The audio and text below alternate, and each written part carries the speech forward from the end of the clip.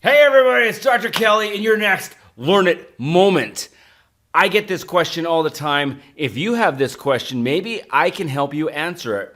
And the question is, how much can I sell my stuff for? How much is my stuff worth? And by stuff, people mean the content they're creating, the hours they've spent in researching and creating curriculum, and then maybe making some videos or writing some posts. How much is it worth? How come I can't sell it for the same? Or why is it only worth this much when I think it's worth this much? Let's get into the nitty gritty. Let's find out, how much are you worth right now? Hey everybody, it's Dr. Kelly. I used to be a teacher in the toughest classrooms in the worst neighborhoods with the most difficult students. And what I learned there changed everything I thought I knew about content creation and delivery. Over the past 25 years, I've taught thousands of students, both in person and online. And what I can tell you is that effective online engagement is the hardest thing you'll ever do without guidance. So I've dedicated this channel to showing people exactly how to capture attention, hold engagement, and create transformation. Every single part of it. I love learning, I love teaching and making an impact, and that's all you're gonna find right here. Okay, so let's take this from the 30,000 foot view, because I think it's really crucial that you breathe a little bit before you start doing the, well, my stuff should be worth this much, or my stuff should be worth this much. I disagree.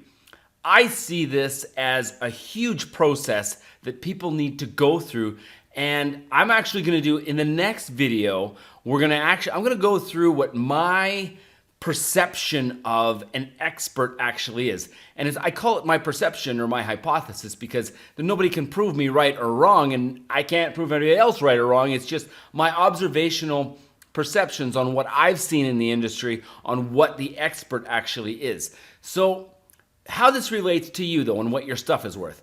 Because if you call yourself an expert, well, how do you know that? How do you know you're an expert? How do you know that you have done the work to become an expert? Because that's where we really want to get into.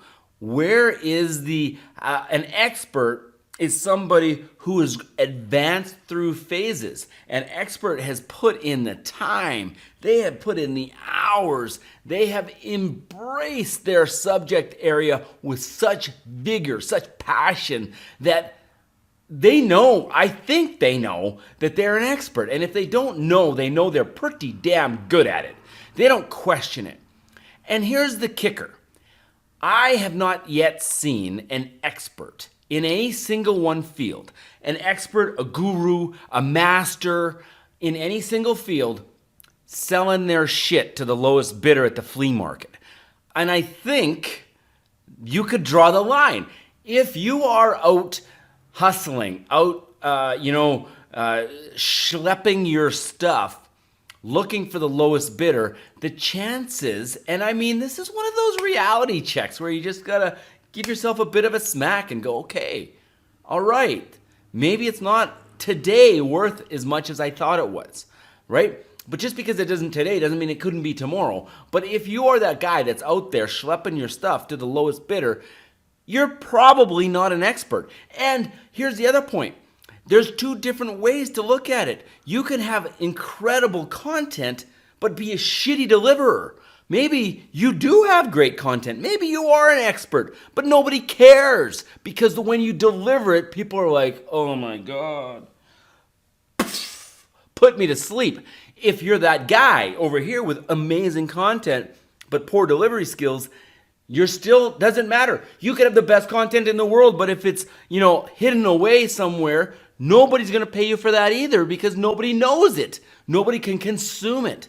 So you have to find a way to make your content, if it's awesome, consumable. Those are the key factors in impact.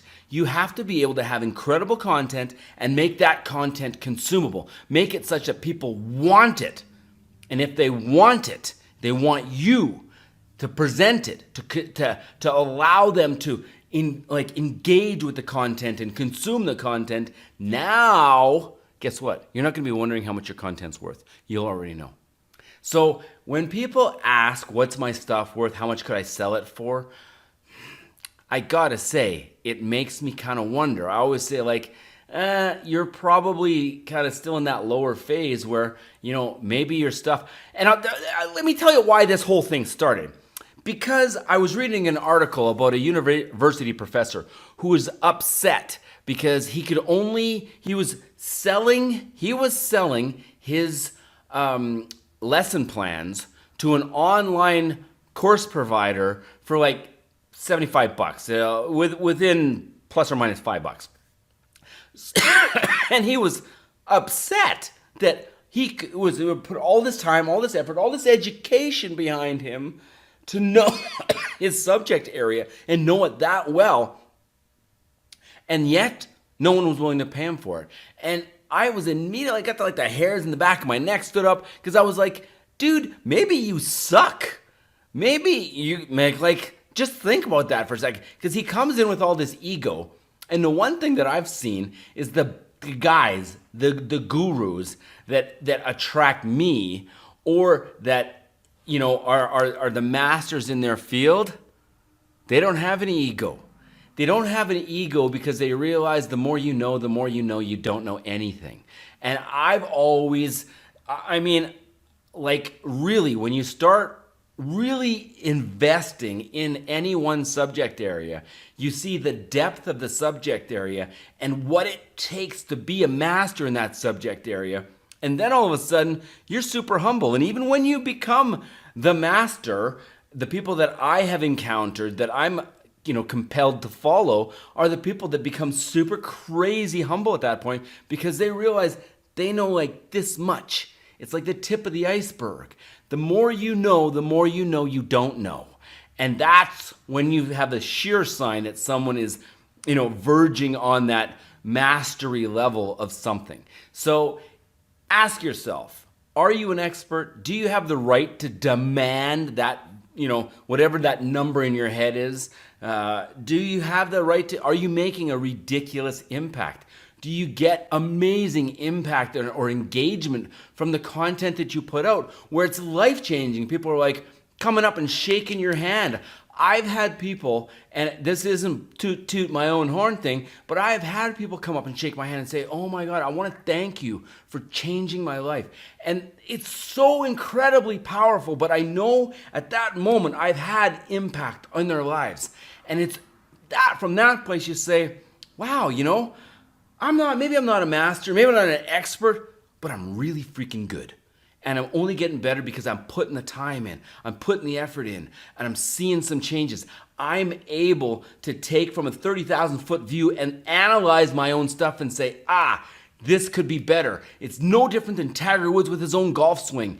He can analyze his own golf swing. He knows when it needs to make some changes, when he needs to make some alterations. And when you're an expert, a guru, a master in your subject area, you will know that too. So how much is your stuff worth? How much impact do you make? That's all you need to ask. How good are you at what you do? So go out there and keep trudging, keep working, keep firing that piston, because I can tell you, the more reps you get in your subject area, the better you're going to be, the more engagement you're going to have, the better the following, and the better the overall impact. So go out there, guys, and keep driving. I'll see you in the next one.